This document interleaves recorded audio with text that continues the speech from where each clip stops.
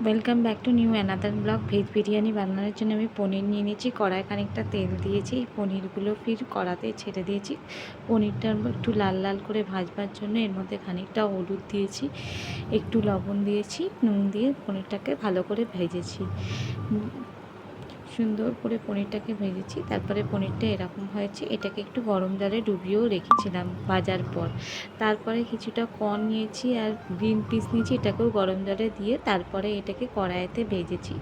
কড়াইতে একটু ভালো করে ভেজেছি, নুন দিয়ে ভালো করে ভেজেছি। একটা পাত্রে খানিকটা চাল নিয়ে দুজন তিনজন সেটাকে আধ ঘন্টা ভিজিয়ে রেখেছিলাম। এবার এটাকে চালটাকে গরম করতে দিয়েছি। তো চালটা গরম করবার সময় মানে ভাত করবার সময় নুন আর একটু রিফাইন তেল আমি এর মধ্যে দিয়েছিলাম, যাতে চালটা প্রত্যেকটা ছাড়া ছাড়া হয়। ঠিক আছে। তো এরপরে আমি এর মধ্যে এই নুন আর রিফাইন তেল দেওয়ার পর এর মধ্যে খানিকটা গরম মশলা, তার মধ্যে ছোটো এলাচ, দারচিনি, শাহজিরে, স্টার এনিস, লবঙ্গ, গোলমরিচ, এইসব ওই গরম জলের মধ্যে মানে এই জলটার মধ্যে জলটার মধ্যে দিয়ে দিয়েছিলাম। আর একবার আমি এই চালটাকে চালিয়েও নিয়েছিলাম, কিন্তু এই মনে রাখতে হবে এই চালটা বেশিক্ষণ চালানো যাবে না, কারণ চালটা ভেঙে গেলে এর দেখতে বাজে হবে বিরিয়ানিটা। তারপরে একটু সেদ্ধ করা আলু নিয়ে নিয়েছিলাম, সয়াবিন নিয়ে নিয়েছিলাম, খানিকটা ভেজিস কেটে নিয়েছিলাম আমাদের পছন্দ মতন। তো আর এই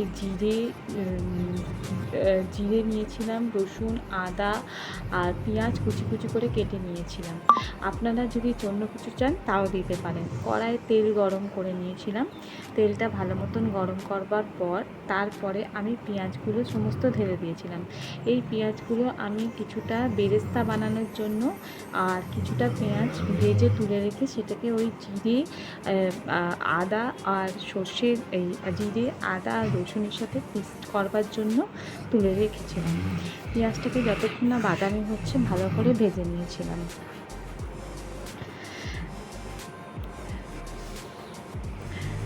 তারপরে সেদ্ধ করা আলুগুলো ভালো করে ভেজে নিয়েছিলাম, তারপরে ভেজিটেবিলগুলো ভালো করে ভেজে নিয়েছিলাম।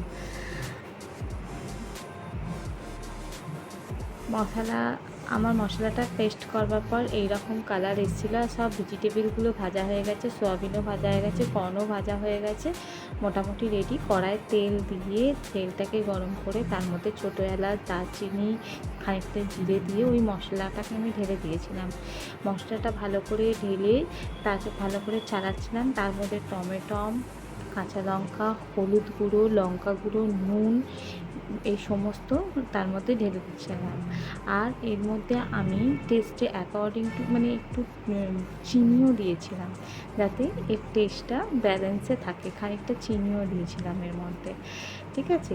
তো মশলা থেকে তেল যতক্ষণ না ছাড়ছে ভালো করে মশলাটাকে এরকম করে ভালো করে চালাতে হবে, নাড়াতে হবে। তারপরে সমস্ত ভাজা ভেজিটেবিলগুলো ওর মধ্যে দিয়ে দিতে হবে, দিয়ে ভালো করে কষিয়ে নিতে হবে সমস্ত ভেজিটেবিল, কর্ন, বীজ যেগুলো ছিল, শুধু পনির বাদ দিয়ে, পনির লাস্টে। ভালো করে ভেজিটেবিলগুলো সুন্দর করে ভেজে নেওয়ার পর তারপরে পনির ওর মধ্যে দিয়ে দিতে হবে। পনির দেওয়ার পর আমার ভেজিটেবিলগুলো সমস্ত এরকম দেখতে হয়েছিল তরকারিটা। তারপরে যে ভাতটা বানিয়েছিলাম দেখুন কতটা ঝরঝরে হয়েছে। সেই ভাতটা আমি ভাত তুলে নিয়েছিলাম, ভাতের ওপরে আমি যত ভেজিসের যে তরকারিটা করেছিলাম সবজিটা সেটা এর উপরে দিয়ে দিয়েছিলাম। তার উপরে আবার ভাতটা দিয়ে দিয়েছিলাম।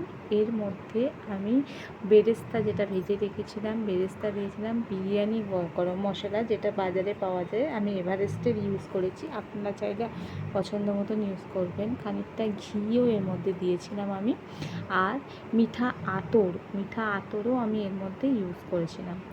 আচ্ছা, তারপরে নুন দিয়েছিলাম। নুন যেহেতু আমি সবেতেই দিয়েছিলাম সেজন্য অ্যাকর্ডিং টু নুন দেবেন আপনাদের মানে বুঝিয়ে যে কতটা লাগবে সেই হিসাবে।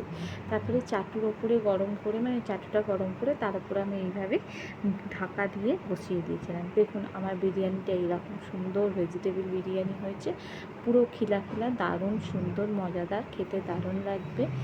আপনারাও বাড়িতে ট্রাই করবেন। ওকে, বাই বাই, টাটা।